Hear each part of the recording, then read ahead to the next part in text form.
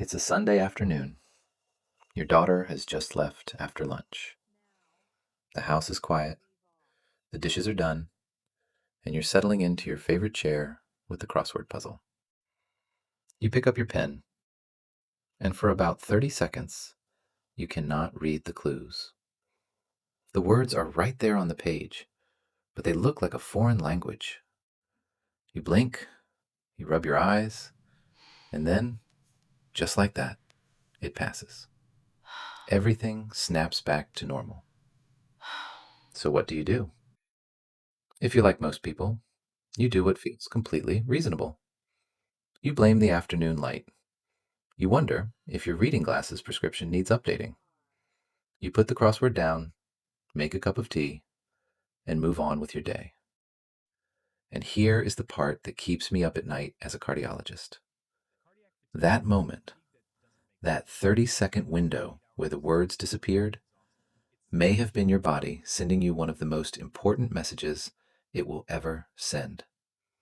Not a glitch, not fatigue, a warning. Because one of the most important things I have learned in over 2 decades of cardiology practice is this: strokes almost never arrive without announcing themselves first. They give signals, quiet ones that are incredibly easy to explain away. And most people, smart, alert, capable people, miss them entirely. Not because they weren't paying attention, because no one ever told them what to look for. Hello, I'm Dr. Alex Varsakis. I'm a cardiologist, and for more than 20 years, I've worked at the intersection of heart health and brain health, because the two are far more connected than most people realize. The same vascular system that keeps your heart beating is the system that keeps your brain alive. On this channel, I don't just talk about medications and procedures.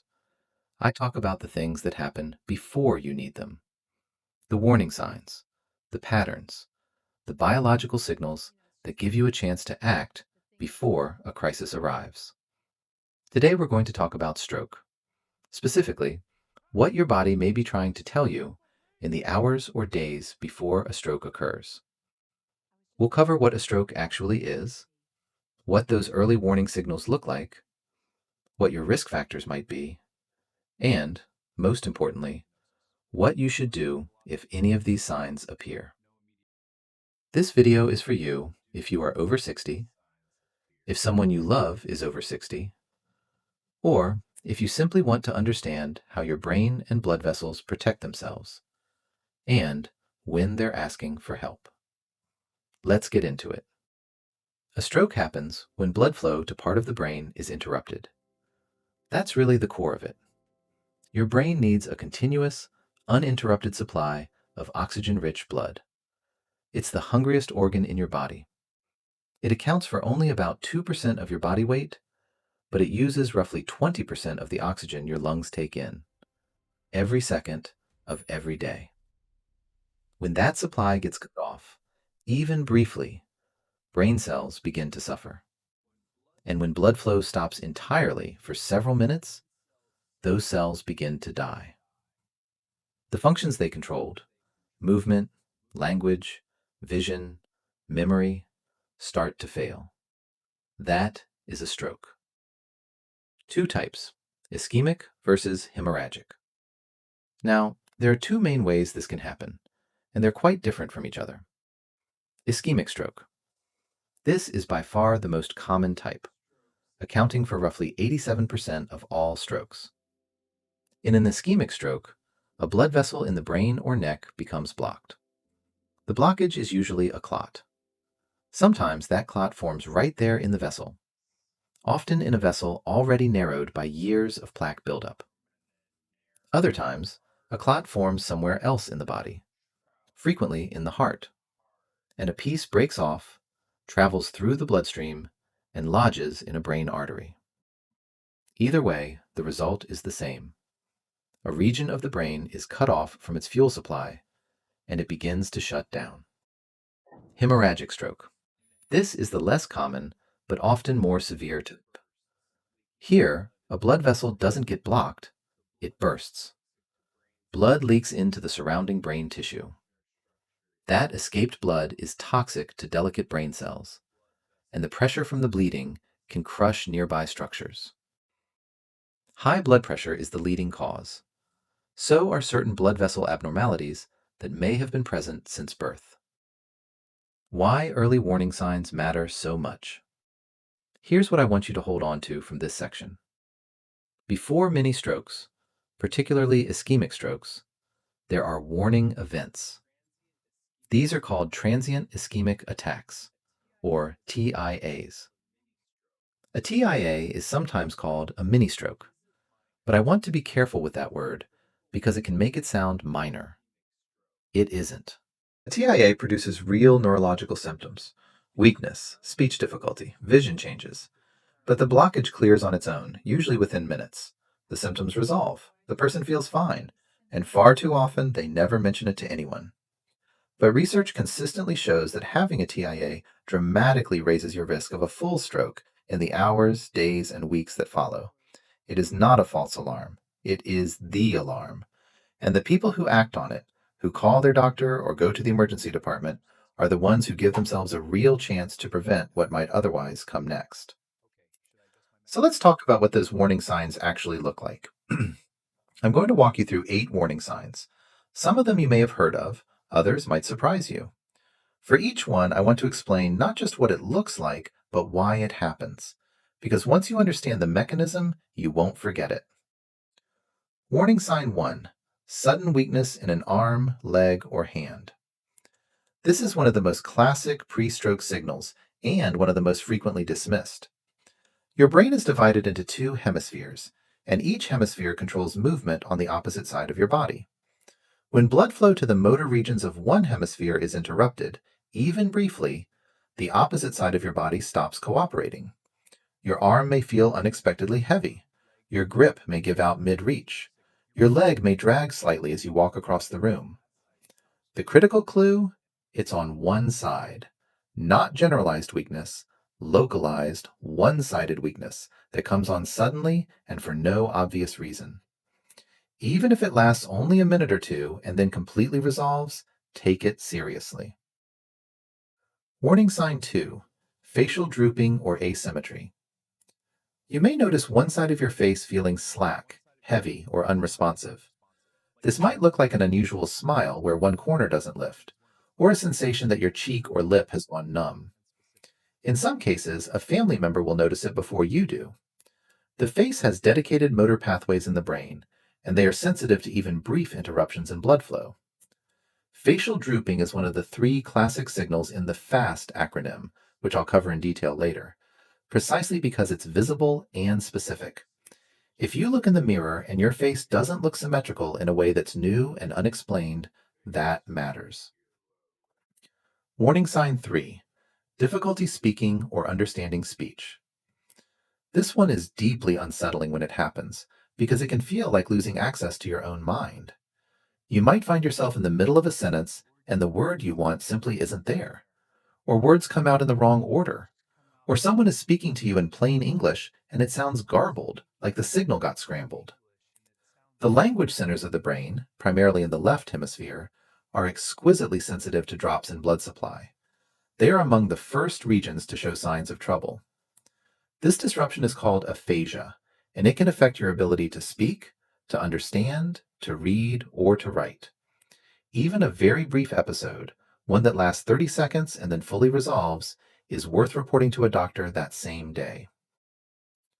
Warning sign 4, changes in vision. Vision changes related to stroke can take several forms. You might notice sudden blurriness in one or both eyes.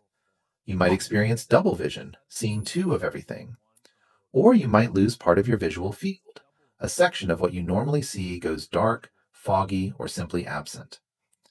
There's a specific phenomenon called amaurosis fugax, a temporary loss of vision in one eye, often described as a curtain or shade being drawn across the eye. It typically lasts only seconds to a few minutes and then clears. Many people assume it's a dry eye or an ocular migraine. It isn't. When vision is temporarily lost in one eye, The problem is not in the eye. The eye itself is often perfectly healthy. The disruption is in the blood supply reaching the back of your brain, the visual cortex, or in the carotid artery in your neck that feeds blood to that region. This is a vascular event, not an ophthalmological one, and it needs urgent evaluation. Warning sign 5. Balance problems and sudden dizziness. The back of your brain, the cerebellum, is your coordination center. It manages the fluid, automatic adjustments that keep you upright, moving smoothly and steady on your feet. When the blood vessels supplying the cerebellum or the brainstem are temporarily compromised, your balance and coordination suffer. This might feel like a sudden veer to one side when walking. You might reach for something and misjudge the distance. The room might seem to tilt or spin without warning. Now, dizziness has many causes: inner ear issues, low blood pressure when you stand, certain medications. But there's a pattern that should raise concern. Dizziness that comes on very suddenly, lasts briefly, and is accompanied by any other sign on this list. That combination is not an inner ear problem.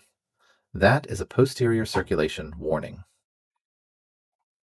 Warning sign 6. Sudden confusion or mental fogginess. This is one of the most commonly dismissed symptoms, particularly in older adults, because it gets chalked up to age, tiredness, or simply having a slow moment. But there's a difference between the foggy feeling you get after a poor night's sleep and the experience of suddenly not being able to follow a simple conversation, perform a familiar task, or recall where you are or what you were doing moments ago.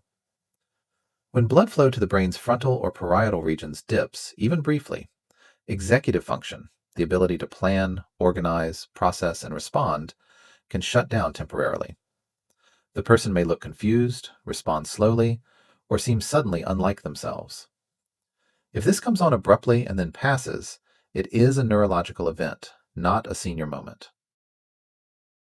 Warning sign 7. A sudden, severe headache, unlike any before. Most of us have experienced headaches. Tension headaches, dehydration headaches, the kind you get when you've been staring at a screen too long. This is nothing like those. A stroke-related headache, particularly associated with hemorrhagic stroke, is often described by patients as a thunderclap. It arrives at full intensity almost instantly. It is not the headache that builds over an hour. It arrives fully formed, forceful, and unlike anything in the person's prior experience. If a headache is so severe and so sudden that it makes you stop whatever you're doing, especially if it's accompanied by neck stiffness, nausea, or sensitivity to light, seek emergency care without delay. This is not something to take 2 tablets of paracetamol for and sleep off. Warning sign 8. Unexplained, overwhelming fatigue. This one doesn't get enough attention, particularly in women. I'm not describing normal tiredness. I'm describing a fatigue that is completely disproportionate to what you've been doing. A heaviness that seems to come from nowhere. A sudden, near desperate need to lie down mid-morning when you felt completely fine an hour earlier. Research suggests that this type of sudden, inexplicable exhaustion can be an early systemic response to vascular stress, the body's inflammatory and neurological systems responding to disrupted blood flow. It's more subtle than the other warning signs, but when it appears suddenly alongside even one other symptom on this list, it becomes part of a pattern worth taking very seriously. Let me share 3 stories, each one a composite of the kinds of patients I've encountered over 2 decades of practice. Names and identifying details have been changed, but the medical patterns are real. Robert, 68, retired truck driver. Robert had driven long-haul routes for 30 years. He was proud of his health. He'd never had a heart attack, never been hospitalized for anything serious. Slight blood pressure issues managed with medication, but otherwise fine. One evening, he was carrying groceries in from the car when he suddenly dropped the bag from his right hand. His grip just released. He looked at his hand, flexed his fingers, and everything seemed to work again. He figured he'd strained something reaching into the boot of the car. 3 days later, the same thing happened while he was eating breakfast.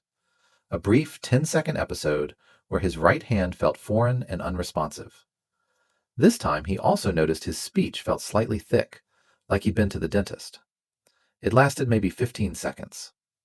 He mentioned it casually to his wife that evening, almost as an afterthought. His wife, who had watched a video much like this one, insisted he call his GP the next morning. His doctor ordered a carotid ultrasound that revealed a significant narrowing in his left internal carotid artery. He was placed on an antiplatelet medication and referred for further imaging. 6 weeks later, with proper vascular management underway, Robert had not had another episode. 2 brief episodes, both lasted under 30 seconds. Both were TIAs. Jean, 73, grandmother of 7.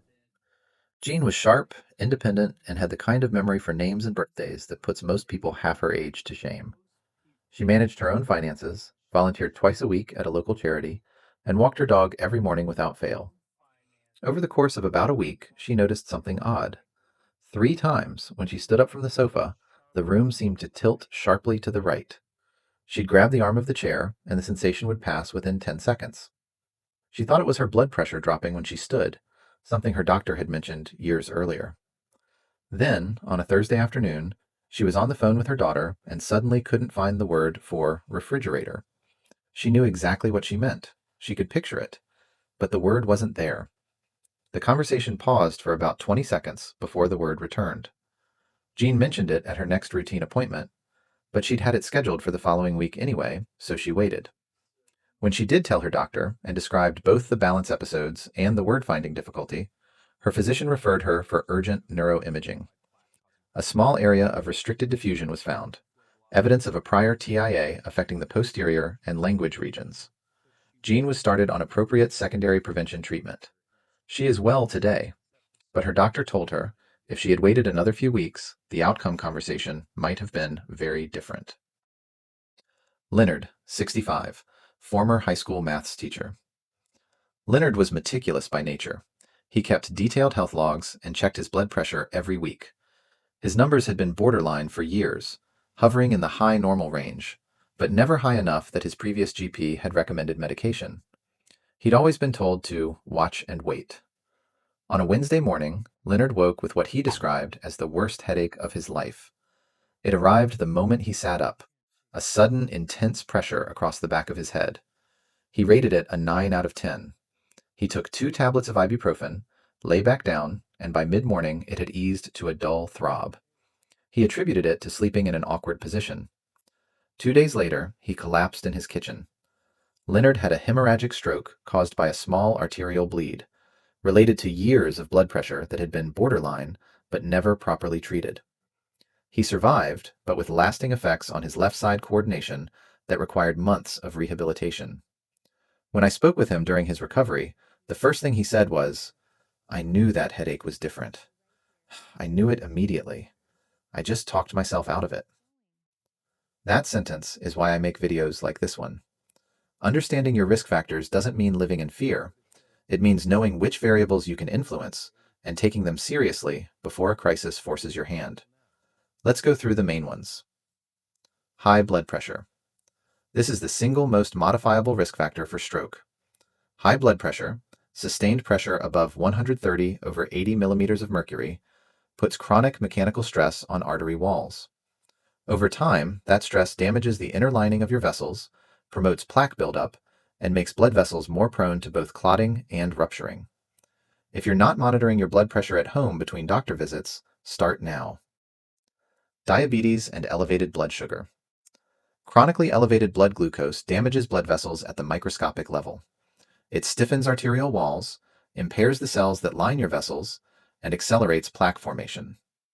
People with poorly controlled type 2 diabetes have roughly twice the stroke risk of those without it.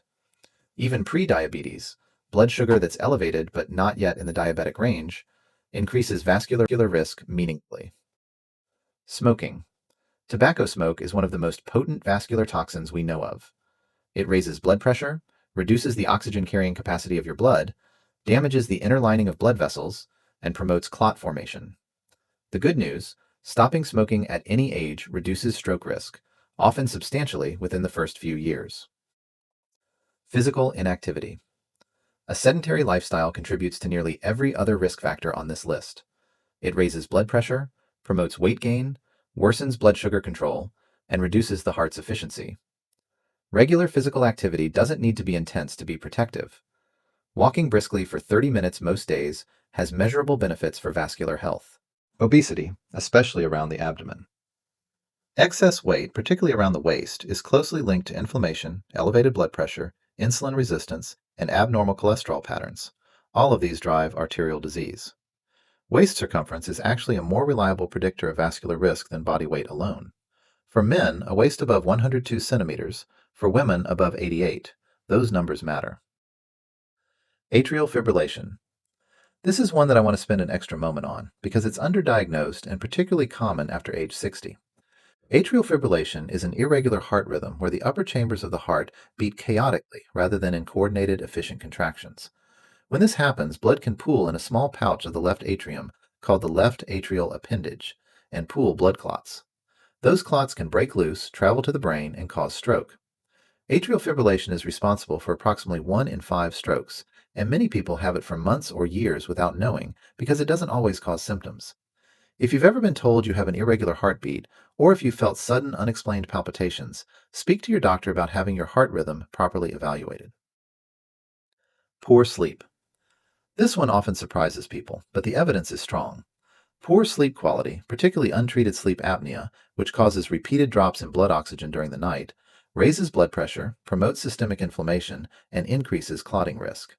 If you snore loudly, feel unrested despite a full night's sleep, or have been told you stop breathing during sleep, please get evaluated. Treating sleep apnea is a genuinely meaningful stroke prevention measure. Before I move on, I'd love to know who I'm talking to. How old are you, and where in the world are you watching from? Drop it in the comments below. It helps me understand which topics matter most to this community, and I read every single one. This is the section I need you to pay especially close attention to and to share with the people in your life. If you or someone with you experiences any of the warning signs I've described, the most important thing you can do is act quickly. Time is not something you have in abundance when brain cells are being deprived of oxygen. The medical community has given us a simple tool to remember the most recognizable stroke symptoms. It's called FAST. F. Face drooping. Ask the person to smile. Does one side of their face droop? Is the smile uneven in a way that's sudden and new? That asymmetry is a red flag. A. Arm weakness. Ask the person to raise both arms to shoulder height and hold them there. Does one arm drift downward? Can they hold both arms level? Unilateral arm weakness is a classic stroke indicator. S. Speech difficulty. Ask the person to repeat a simple sentence. The sky is blue today. The sky is blue today. The sky is blue today. Is their speech slurred? Are the words scrambled? Do they seem to struggle for words that should be easy? The sky is blue. The sky is blue. Toddy? Speech difficulty is one of the most reliable stroke indicators. T. Time to call emergency services. If any of those 3 signs are present, or if you observe vision changes, sudden severe headache, or loss of balance alongside confusion, call emergency services immediately. Do not drive yourself to hospital. Do not call your GP first and wait for a callback. Do not wait and see if it passes. Call 911 in the US, 999 in the UK, 000 in Australia, or 911 in Canada. Tell them you think someone is having a stroke. Use the word stroke. It triggers a specific protocol at hospitals. A stroke team is assembled and imaging is prioritized. Here's why speed matters so much. Certain types of ischemic stroke can be treated with a clot-dissolving medication called TPA, but it has a treatment window. If given within a few hours of symptom onset, it can significantly reduce disability. The window closes. Every minute of delay narrows your options. Have you or someone you know experienced any of the warning signs I've described today? I'd genuinely like to know. Share your experience in the comments. Your story might be exactly what someone else needs to hear to take action. I want to end with something constructive and practical, because prevention is where cardiology gets genuinely exciting. These are the strategies I discuss with my patients. They're not complicated, they don't require special equipment, and the evidence behind each one is solid. 1. Daily walking. 30 minutes of brisk walking most days of the week. This single habit improves blood pressure, helps regulate blood sugar, reduces systemic inflammation, supports a healthy weight, and promotes cardiovascular fitness. It's accessible, free, and one of the most powerful vascular health interventions we have. If 30 minutes feels like too much right now, start with 10. Build gradually. Consistency matters far more than intensity. 2. Home blood pressure monitoring. A blood pressure check at the doctor's office once or twice a year is a starting point, not a complete picture. Your blood pressure fluctuates throughout the day and across different situations. A home monitor, widely available at pharmacies for a reasonable cost, gives you a real pattern. Check it at the same time each morning before eating or drinking coffee. Record the numbers over time. If your systolic reading, the top number, is consistently above 130, speak with your doctor. 3. A diet that protects your vessels. I'm not going to tell you to follow a specific named diet. What I will say is this. The foods most harmful to your vascular health are refined carbohydrates, processed sugars, and ultra-processed foods. The foods most protective are whole vegetables, legumes, fish, healthy fats from olive oil and nuts, and whole grains. Reduce the amount of sodium in your diet. It raises blood pressure. Increase potassium-rich foods like potatoes, tomatoes, beans, and leafy greens. They help your blood vessels relax. These are not drastic changes. They're sustainable shifts that accumulate over time into measurable protection. 4. Prioritize sleep quality. 7 to 9 hours of quality sleep per night is not a luxury. It's a biological requirement for cardiovascular health. During sleep, your blood pressure naturally falls, which gives your arterial walls a nightly period of reduced stress. When sleep is chronically disrupted, that recovery window shrinks. If you have any symptoms of sleep apnea, loud snoring, waking unrefreshed, daytime sleepiness, please speak with your doctor. Treating it is a genuine stroke prevention measure. 5. Hydration.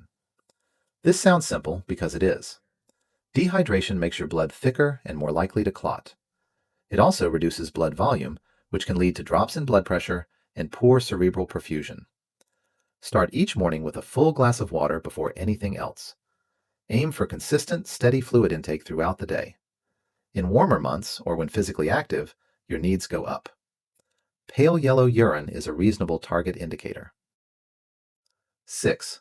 Strength training.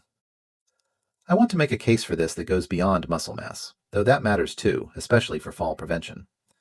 Resistance exercise, bodyweight exercises, resistance bands, light dumbbells, improves insulin sensitivity, supports healthy blood pressure, and helps maintain the metabolic health that protects your blood vessels. 2 sessions per week of 30 to 45 minutes is meaningful. You don't need a gym, you need consistency. 7. Blood sugar and diabetes management. If you have type 2 diabetes or prediabetes, this is your most important area of focus. Sustained elevated blood glucose causes vascular damage that accumulates silently over years.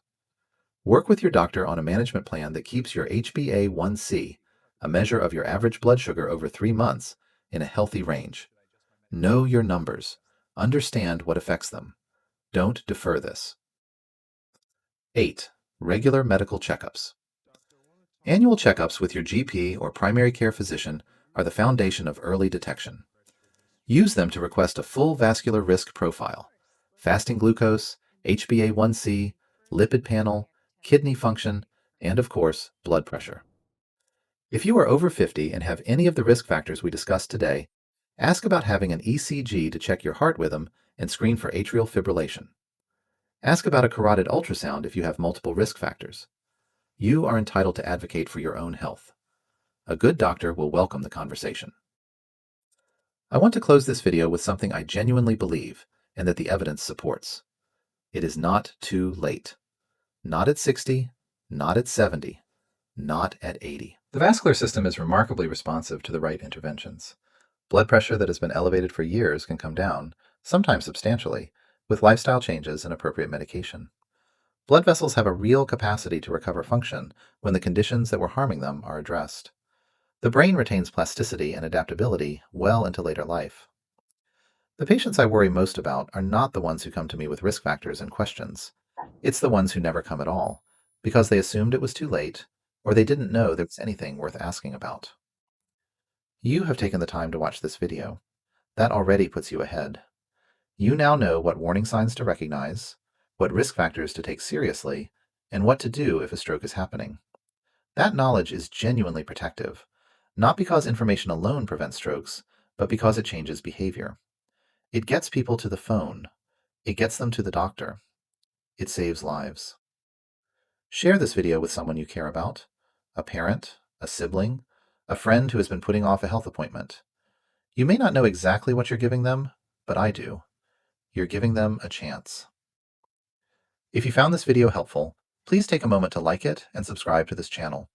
Every week, I share practical, evidence-based health advice designed to help you stay strong, independent, and informed.